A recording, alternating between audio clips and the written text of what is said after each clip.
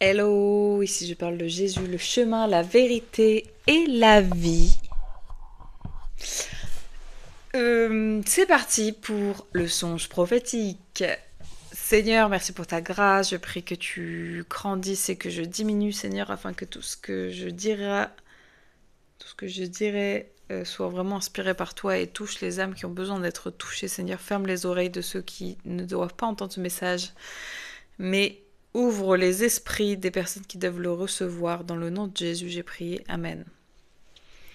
Alors, c'est un songe que j'ai eu il y a quelques jours qui va toucher plusieurs domaines. Et je pense que je vais arrêter d'essayer de comprendre quel sens ça peut faire pour vous parce qu'à chaque fois je suis très étonnée de voir que ça résonne chez vous. Donc je vais y aller à fond et je vais vous raconter ce dont j'ai rêvé.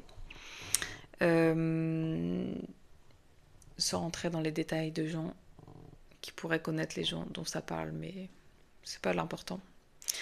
Alors j'ai rêvé que je partais rendre visite à une petite sœur en Christ et qu'elle m'emmenait au mariage d'une ancienne amie à moi avec qui je n'ai plus de contact depuis des années, à la suite de son mariage. Bref. Donc alors, niveau prophétique, qu'est-ce que ça peut vouloir signifier? Il est possible que bientôt, tu partes en voyage pour rendre visite à quelqu'un de cher, quelqu'un qui est en Christ. Et par cette rencontre, par ce déplacement, par ce voyage, tu vas être amené à renouer avec quelqu'un de ton passé, avec qui tu as pris tes distances. Voilà. Donc voilà, c'est le Seigneur qui te prévient de préparer ton cœur.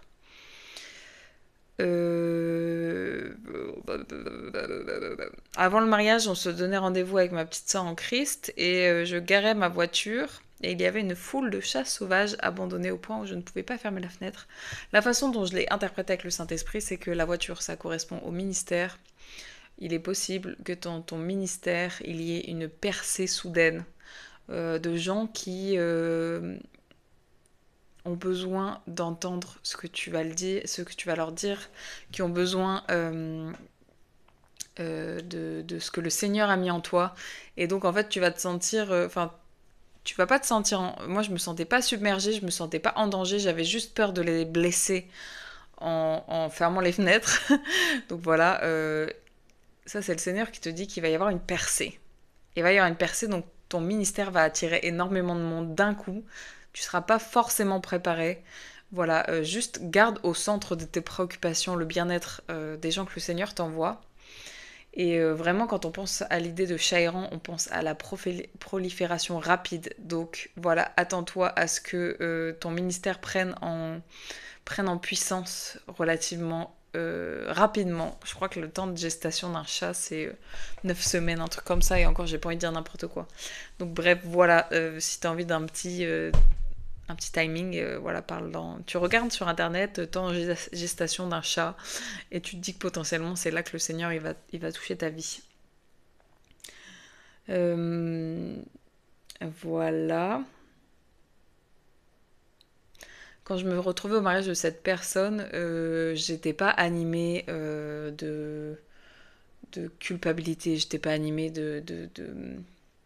J'avais pas peur en fait de revoir cette personne, même si on s'éloignait il y a plus longtemps. Enfin, il y a longtemps. Et donc, du coup, en fait, c'est le Seigneur qui te dit de préparer ton cœur et de ne pas partir avec une animosité. Si par exemple, t'es invité au resto et que tu te retrouves face à quelqu'un avec qui t'as eu des griefs un moment, c'est le Seigneur qui veut te dire ne t'inquiète pas, ne te souviens pas des choses passées, il a fait toutes choses nouvelles. Et donc, voilà, reste en paix et essaie d'oublier le passé, quoi. Aussi, dans ce rêve, la mariée, il n'y avait pas de mari en fait, son mari n'était pas là. Donc, est-ce que sa relation c'était le sujet votre coupure de contact? C'est fort probable, et il est fort probable que tu reprennes contact avec cette personne alors que son partenaire n'est plus dans l'équation. Voilà, ça me fait penser à Moïse quand Dieu l'a envoyé en Égypte et qu'il lui a dit tu peux y aller, Pharaon est mort, tu vois. On ne souhaite la mort de personne, mais peut-être c'est un couple qui s'est séparé. Donc si t'as une copine qui te calcule plus depuis qu'elle s'est mariée ou qu'elle est avec son mec, de fortes chances qu'elle revienne bientôt. Prépare ton cœur. À un moment, il y a une femme qui passe devant moi et qui parle de quelque chose. Elle commence à dire oui. Elle parle d'un truc de Dieu.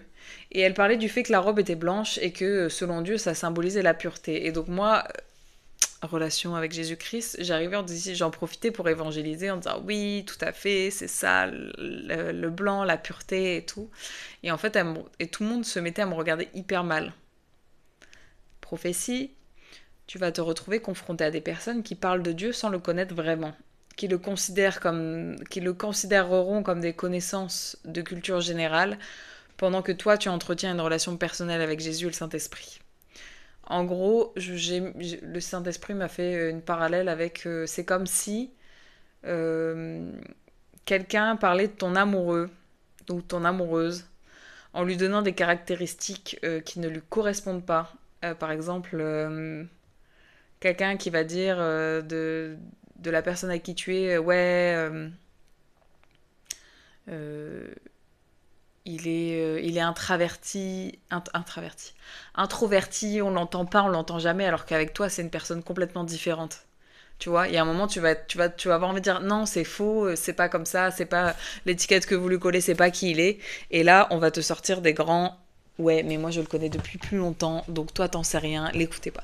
Voilà, donc il y a de fortes chances qu'il y ait des gens qui remettent ta relation avec Dieu en question en disant que tu n'es pas chrétienne depuis assez longtemps par rapport à eux. Et en gros que tes connaissances sur Dieu ne sont pas valables. C'est juste une petite occasion de préparer ton esprit à te dire de laisser couler. De toute façon, à la fin, c'est Jésus qui gagne. C'est lui qui va se révéler dans les situations. Voilà, il n'a pas besoin qu'on le défende corps et âme, bec et ongle.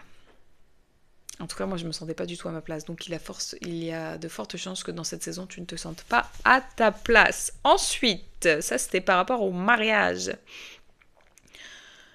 Et ensuite, il y a une autre partie du rêve. Et là, c'est un peu trash. Où en gros, j'étais avec ma petite sœur en Christ et on nous forçait à participer à un espèce de concours de nourriture où le but c'était de se forcer à manger un max et à éliminer ses concurrents. À la fin, celui qui bat quelqu'un, enfin, genre par exemple, s'il y a quelqu'un qui t'a battu, genre qui a mangé plus vite que toi et que toi tu cales, en gros, la personne t'attrape, te retourne et appuie sur ta glotte jusqu'à ce que tu vomisses. Et c'était un espèce de concours de youtubeurs un peu à la Hunger Game, tu vois, genre que le meilleur gagne. Donc il y a deux choses qui me sont venues à l'esprit au niveau de ce rêve. C'est déjà le rapport à la nourriture, le péché qui est l'excès de table. C'est un péché qui est extrêmement sous-estimé dans la culture qu'on a actuellement. En gros, on fait comme si c'était pas un péché grave, mais il est clairement écrit dans la parole que trop manger, c'est péché. Je vous remettrai les versets dans la description parce qu'il faut que je les retrouve. Je sais que c'est un débat que j'avais déjà eu avec mes sœurs en Christ. Et en gros, manger jusqu'à se rendre malade. Donc il y a quelque chose de l'ordre de la nourriture qui est problématique peut-être dans ta vie. Voilà, en gros, c'était une normalité, l'effet de groupe qui ne choquait que moi. Mais ma petite sœur en Christ me disait qu'elle aussi, elle n'aimait pas participer, mais elle connaissait les règles et elle participait. Voilà. Il y a aussi un avertissement à ne pas vouloir se conformer au monde. Tu es peut-être dans un nouvel environnement, tu as envie de te faire accepter pour les jeunes qui rentrent à la fac.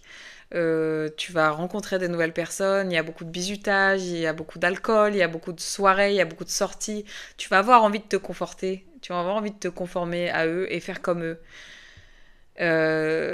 C'est un avertissement à ne pas le faire et à faire attention au poids de l'entourage par rapport au péché. N'oublie pas que la seule personne que tu dois respecter, enfin, pas la seule personne que tu dois respecter, mais ta relation avec Dieu, elle passe au-dessus de toute relation, au-dessus de toute circonstance. Voilà, c'était la vidéo prophétique du jour. N'hésite pas à mettre un petit commentaire si ça t'a parlé. Et en tout cas, Soyez bénis. Jésus vous aime.